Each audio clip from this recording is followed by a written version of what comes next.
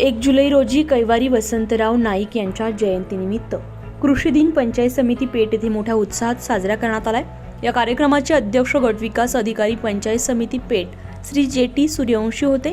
कार्यक्रमाचे प्रमुख पाहुणे म्हणून पंचायत समितीचे माजी सभापती विलास अलबाड, श्री तुळशीराम वाघमारे, पंचायत समितीचे उपसभापती श्री महेश टोपले, पंचायत समितीचे उपसभापती श्री यशवंतभाऊ गावंडे, सेंद्रिय शेती कृषी भूषण पुरस्कार विजेते शेतकरी, तालुक्यातील प्रगतशील शेतकरी, कृषी विभागाचे सर्व अधिकारी आणि कर्मचारी तसेच शेतकरी बांधव मोठ्या संख्येने उपस्थित होते।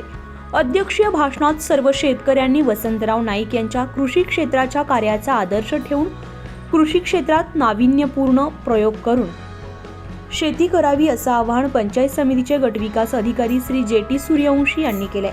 कार्यक्रमाचे उपाध्यक्ष श्री अविनाश खैरनार, तालुका कृषी अधिकारी पेठ यांनी वसंतराव नाईक यांच्या कार्याचा आदर्श ठेवून तालुक्यामध्ये नाविन्यपूर्ण शेतीचे प्रयोग केले जात असून यामध्ये SRT भात लागवड, सेंद्रिय शेती या योजनेच्या बाबत सविस्तर माहिती सांगितली आहे।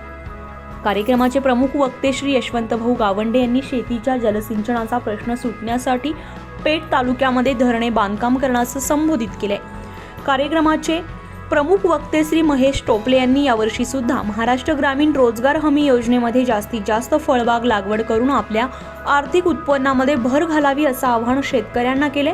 या प्रसंगी आधुनिक पद्धतीने तुती लागवड करणाऱ्या शेतकऱ्यांच्या तसेच कृषी विभागातील उत्कृष्ट काम करणारे अधिकारी आणि कर्मचारी यांचा सत्कार करण्यात आलाय। कार्यक्रमाचे प्रास्ताविक पंचायत समिती कृषी अधिकारी श्री संतोष राठोड यांनी केले। कार्यक्रमाचे आभार प्रदर्शन पंचायत समितीचे कृषी विस्तार अधिकारी श्री गारे यांनी केले।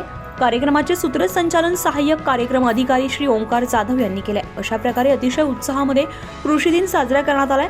या प्रसंगी कृषी विभागाचे सर्व अधिकारी, कर्मचारी आणि तालुक्यातील शेतकरी बांधव उपस्थित होते। याच्या पुढेही जर वेळ आली तर आपण शेतकऱ्यांनी आणि इथल्या राजकीय स्थितीत आता मला त्याचं काही हे नाही पडलेलं नाही। आता कोणी कोणाच्या नावावर काही खपत असतील, परंतु इथं पिण्याच्या पाण्यासाठी सगळ्यांनी एकत्र येणं खूप गरजेचं आहे। आम्ही इथं जलपरिषदेच्या नावाने जलपरिषदेच्या माध्यमातून पिण्याच्या पाण्यासाठी काम करतोय। 18 ऑगस्टला पेठ तालुक्यात खूप मोठी एक जलपरिषदेचं आयोजन कोहर गावात करण्याचं ठरवलं आहे। 24 लाईव्ह महाराष्ट्र न्यूज साठी धर्मराज चौधरी, पेठ।